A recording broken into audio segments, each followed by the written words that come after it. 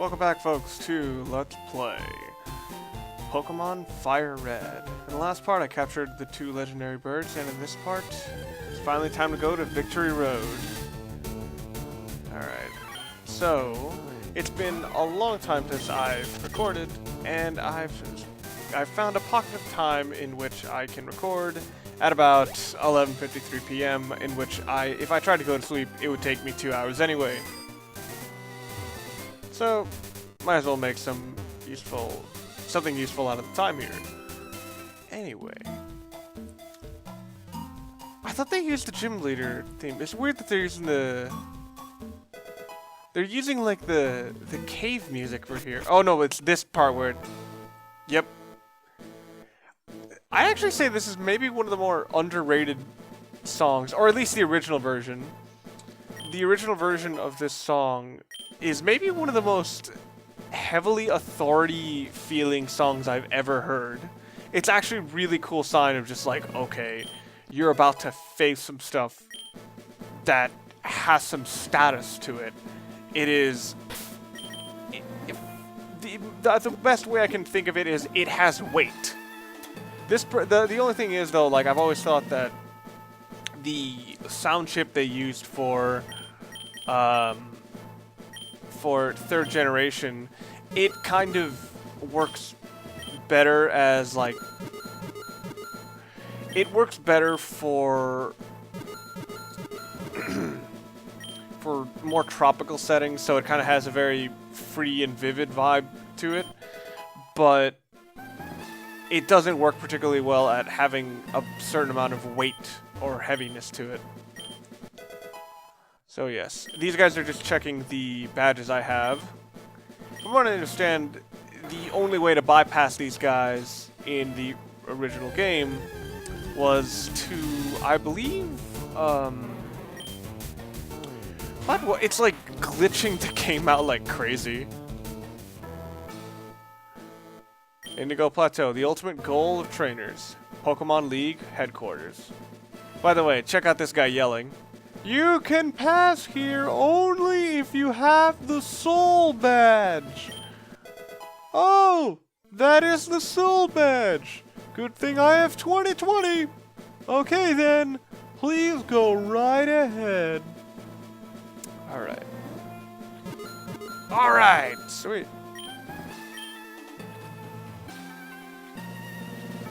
Wait, what the butts? Oh, hey. Oh, it's in the center. Nope, it's not. Okay. So, I'm not particularly worried about falling out of an encounter because in my choice to do the EV training earlier, parse through the Marsh Badge. In choosing that, I think I'm partially over-leveled. Oh, by the way, on that badges thing, I'm not sure if I brought this up. I might have, but it was like, oh, why is the Marsh Badge, why do you get the Marsh Badge at the Psychic Gym and the Soul Badge at the Fuchsia Gym Leader? And people have argued that it's like, people thought it was a mistranslation from Japanese, but it isn't because in Japanese they're just colors. So people are thinking it was a localization. So it's no longer a mistranslation. It's a localization error. Okay. I love how I'm not even trying to catch Pokemon now because I have enough for the second quest, which I actually have. I am almost completely blind on the second quest because I never went to the particular effort to do it. Okay. Alright. Pass through here if I have the Volcano Badge. I find it hilarious if somebody actually went through the effort of going all this way without having all the badges. Oh, but then again, he could have gotten some really sweet pokes. Because these are pretty high-level Pokemon here. Level 40 Fearow there. It's pretty nice. Okay. Last one. Earth Badge. Alright. Whoa, hey.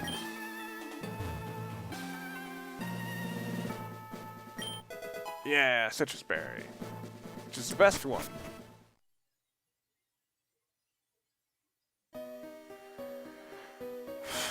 I know I was not the only one who struggled greatly to figure out Victory Road. Because Victory Road is pretty dang brutal about... it's pretty dang brutal in a couple of ways. For one thing, the Pokemon you'll find here are pretty high level. We're not really going to encounter many of them because I have a lot of repels. But they are ruthless here. And not even just like, oh, they're high level. No, I mean, like, the Golbats here have... If I recall, at this level, they have Confuse Ray. They're also among the faster Pokemon you could encounter here, and also the trainers are pretty tough. I wonder if you're good enough for me. Cool Trainer Naomi. Cool Trainers are the most consistent.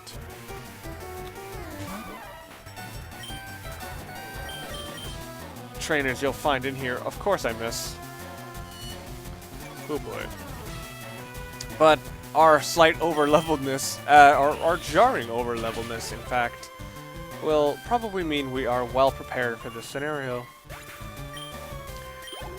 It's okay. Oh my goodness. I was not aware of that, about her party size. I'm not quite accustomed to fighting 5 trainers with 5 Pokemon in their party. 54? Okay. I need to get moves that are less inaccurate, because Rock Slide has like a 10% chance of missing, and that's not good. It's unfortunate that I don't think... Was Close Combat like Gen 4? That's like the best fighting type attack, even if it is self-destructive. Oh boy. Alright. It's unfortunate that Rapidash is kind of a lame is kind of a impractical Pokemon, because I think it actually is a cool idea. Ninetales. Oh, this was before Ninetales got Drought. Too bad. Lost out.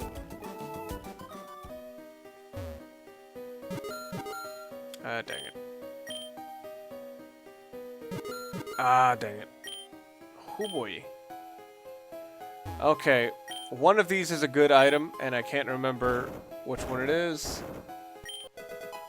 Dragon Claw. I have no clue if that was a good item. I think the other one is a rare candy, though, so something we don't necessarily need. Ultra Ball. Awesome. Okay. Oh my god. I don't know the exact trainer placements, so I have no clue where these guys are going to surprise me from. Okay, Rolando. Oh boy. Oh, the timing is not on your side, my friend.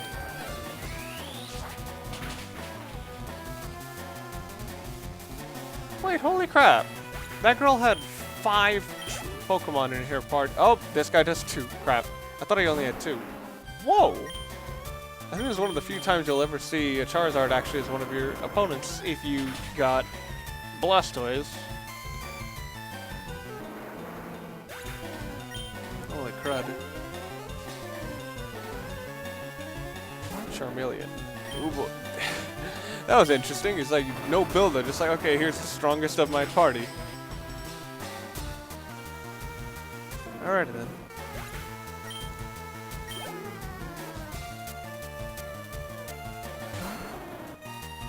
Ivy, how did you get both? That is surreal.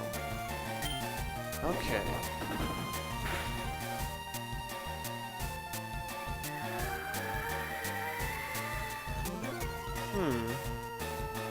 Now, Sweet Scent as an attack usually is considered pretty useless, but it can be kind of a problem for if they use it on you, because it means if they have attacks that would normally be kind of inaccurate, well, guess what?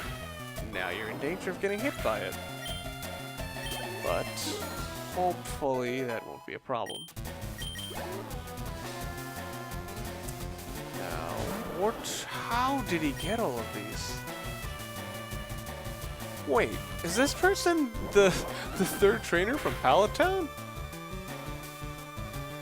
Wait, no, then how could he get all three? Because I was gonna say, like, he got Char... Maybe that's why no, then because he had a Charmeleon. This guy's weird. Or, no, not this guy's weird. This guy's placement in the game is strange. Anyway, I should probably get this guy off. Excuse me. And use Leblob for anything else. Oh boy. Okay, over here, where that item ball is, and I know what item ball that is, that's where Moltres used to be. Now he's put in a more sensible, but kind of needless place. It's interesting when you hear about the development of Pokemon, and it's just like, oh, okay, Mew was a last-second addition to the game, so that explains why, and that actually caused a lot of bugs to exist in the game because of it. It's like, oh, that kind of adds to the mystique of the game. But then there's some other things where it's like, how is that not a last-second decision? And the one that comes to mind is, well, certain Pokemon like Magnemite. I'm like, what? But some things like Moltres, where it's just like, oh, we made him. Let's just put him in the game. It's like we don't really have a dungeon to hide him in. Oh, good. Put him in the Victory Road. Oh boy. Okay.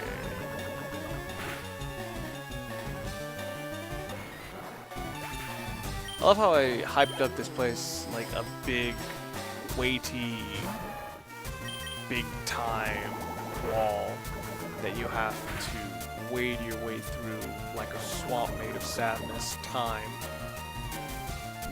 But you have to get through it anyway because you know that if you can, you will be on your way just that much closer to becoming champion. But I'm kind of going through it quite easily. You know, as I do. Man, it's looking at Leblob now that I just remembered an item. I think I mentioned this, or I might have. It was an item called Black Sludge. One of my favorite items just for its usability, because it's a better version of Leftovers that is only available to use on a very small portion of Pokemon. And one of them includes one of my favorites, Toxicroak. So anyway, got Sandstorm and Full Heal. Whoop. Okay. Trying not to get into a battle. Oh, don't. Okay, good. This guy's nearsighted. Hail. Why is Hail here? Oh, they don't have an ice mountain. So there's nowhere topical to put it. Oh boy. Okay, I guess I gotta spot this guy. I heard rumors of a child prodigy. You're looking at him, bro. Don't you see? Look at my hair. Look at my sweet hat. Don't I look like a prodigy? Jesus, this guy's a full party. Or almost full party. Hey, quit stealing my ideas. This guy might live. Yeah, I'm thinking this guy might actually live a Sludge Bomb, so I should probably substitute.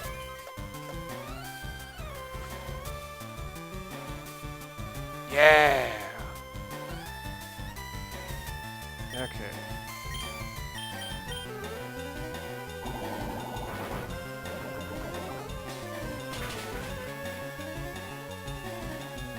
Oh, whoa! He did not live that.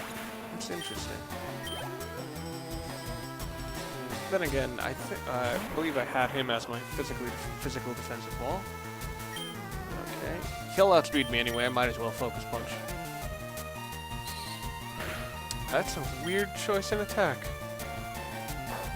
Okay, so it's probably 54 what my substitute did. So I guess my substitute's health is down to 34. Which means basically anything. Okay, that guy will definitely take out the substitute. He'll also probably. No, I don't think he'll outspeed me.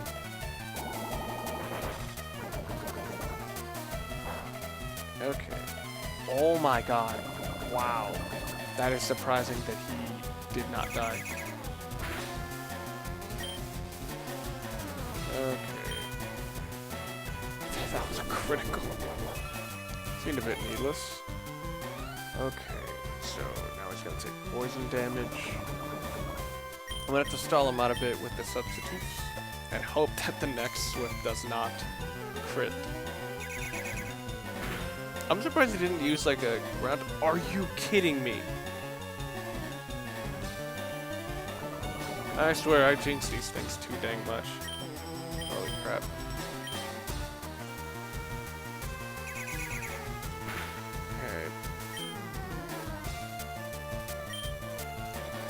Are you kidding me? 3 critical hits in a row. What the butts? Oh my goodness. Holy butts. That's like I think a critical hit is like a 1 in 16 chance. So he just hit like a 1. That sequence of events we just witnessed was 1 in 4,096. That was the unedited shiny odds in this generation. If you a wild one. Oh my! Or in the most recent generation of Pokemon. What? Are you kidding me? Are you freaking kidding me? This is absurd. Oh my goodness. Holy crud. That's actually beyond the shiny odds. We are witnessing history here, folks. Holy butts. Oh boy. Why didn't I use Ass? Oh wait, no, I think I should know all the attacks are physical, and so is Arcanine. Okay.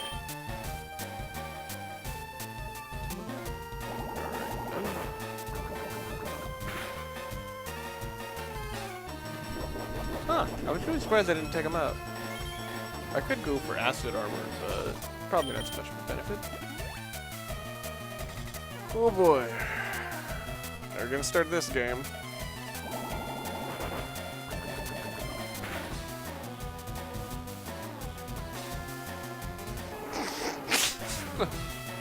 I guess I gotta be part of that role eventually. So I think it's like out of the 8 or 9 attacks that were in this match, I think 6 of them were criticals. That is freaking insane. Holy crap. And all that for a max revive.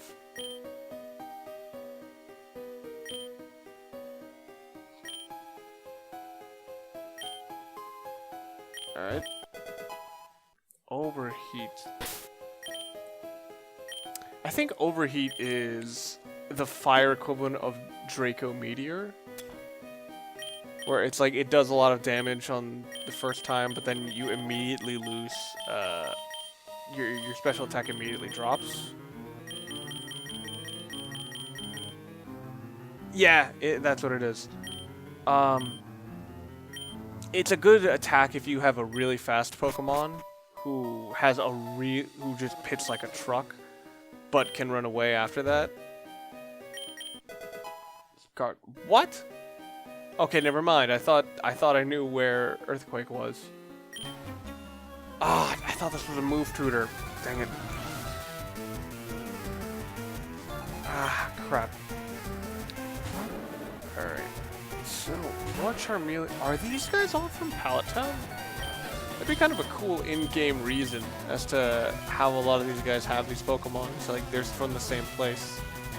Actually, that would make sense with some of the age differences. Like, you'll see very, very few trainers who are, like, younger than 10. so maybe that's the case. It's like they started their Pokemon adventures already. And actually the ones who aren't 10 are generally with their parents. At least that's generally how I look at it. Or who knows, maybe I am completely full of garbage. Garbodor. This person is made of stupid. They see that a move fails, and then they keep going for it. The failure on display is astonishing. This is like grade F- level intelligence. I thought you were a super nerd. You should know that doesn't work. Holy butts. Where the heck are Laprases in this world anyway? I was handed one to me, but I don't know where they naturally exist. This person continues to boggle the mind in their levels of stupidity. Holy butts. Even look at the Lapras's face before it fell. Even it was stunned at this idiocy. Alright, I can't even think of a status move that Lickitung has. Is he gonna even go for one? Oh my goodness. Like, you had to work hard to come up with a stupid move like that. The idiocy on display is staggering. Not like I'm Choice Scarfed. Oh no, it's Pokemaniac, not a super nerd. No, unbelievable. It'd be hilarious if, like, in Japan, that was actually titled Furry. Okay. Now...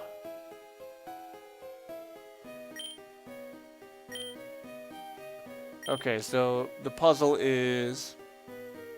There's this roadblock in the way, and there's buttons here. There's not much you can do, and the button activates when there's a big bunch of weight on it. Now, while this actually works as a good puzzle for getting people to experiment with what's available to them, something that would be incredibly beneficial if you're playing Pokemon and you're like, okay, what does this move do anything good? It's a bit of an issue when you think about just the more natural aspect of it. Everybody has to do this eventually. How did not one person solve it? Is that why these guys are just sort of standing around? What maroons?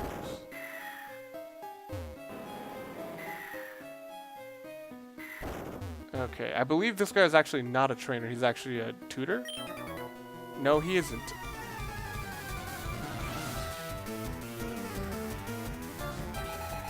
I'm seriously confusing way too many tutors with trainers. Alright, oh, I guess I gotta substitute again.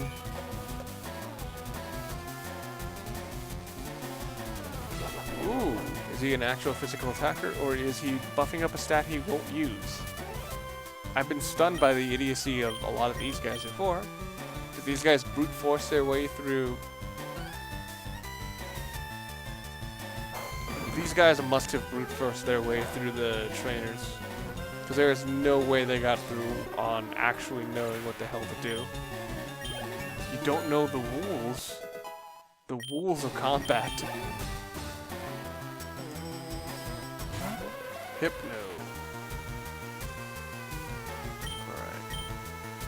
How is he gonna waste his turn? Oh god, he didn't.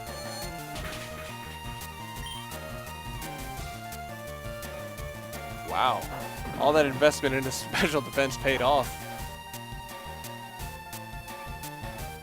But then again, Hypno's best stat is not special attack, it's physical attack. Oh yeah, that might actually, yeah, that broke it.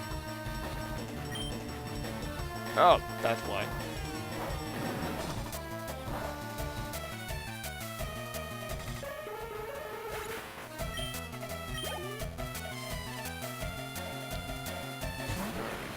This guy has a freaking full monotype team.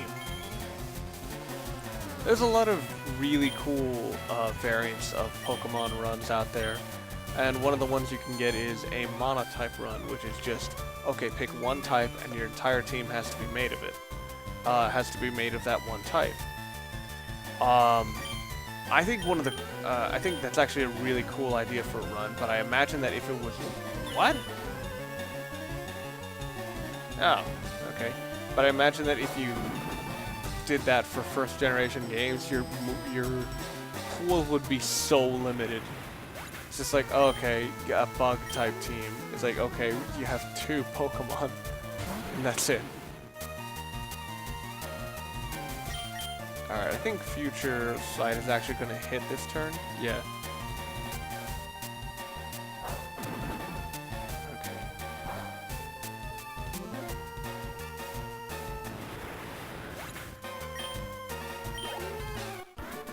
Juggler Nelson. I didn't even get hit with the Future Sight. Alright. Come on, Funky Monkey. Funky Monkey's strength made it possible to move giant boulders. I think somebody pointed out just kind of a hilarious visual gag of it. Because you don't actually see the Pokemon doing this, it kind of gives the impression that the Pokemon just kind of comes out, and then the trainer does everything else.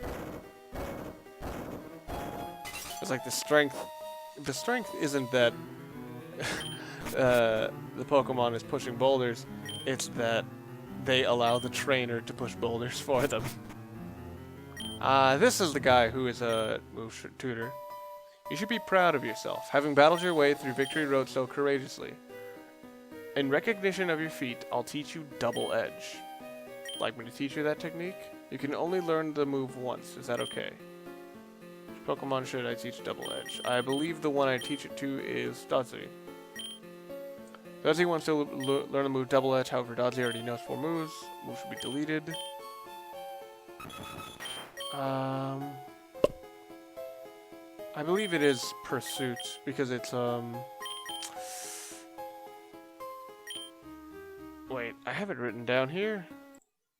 Whoops. Okay.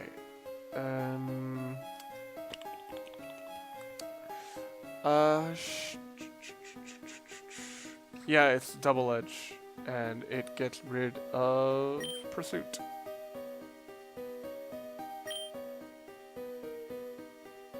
Okay. And I just realized that I don't know where the hell I get Earthquake from. Because I thought that was Earthquake where I found it. Or did I get it from Giovanni? Yeah, I have it. Why the hell didn't I teach it to Primeape?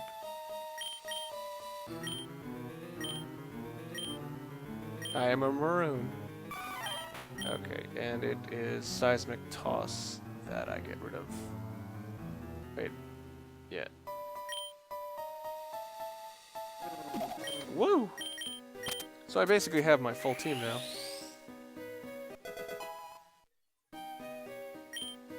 Sweet!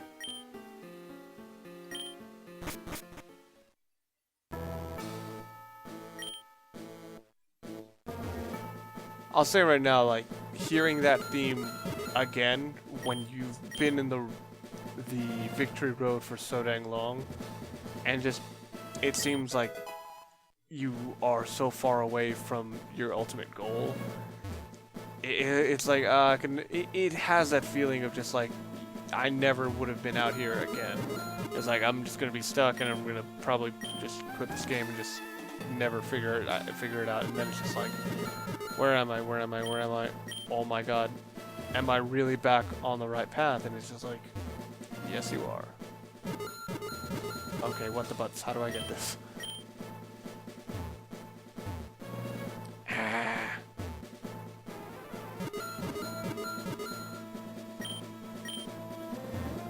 I don't know if I'm going insane, but it feels like they sprinkled in Pokemon sounds into the background of some of the songs. I'm pretty sure I'm going insane though.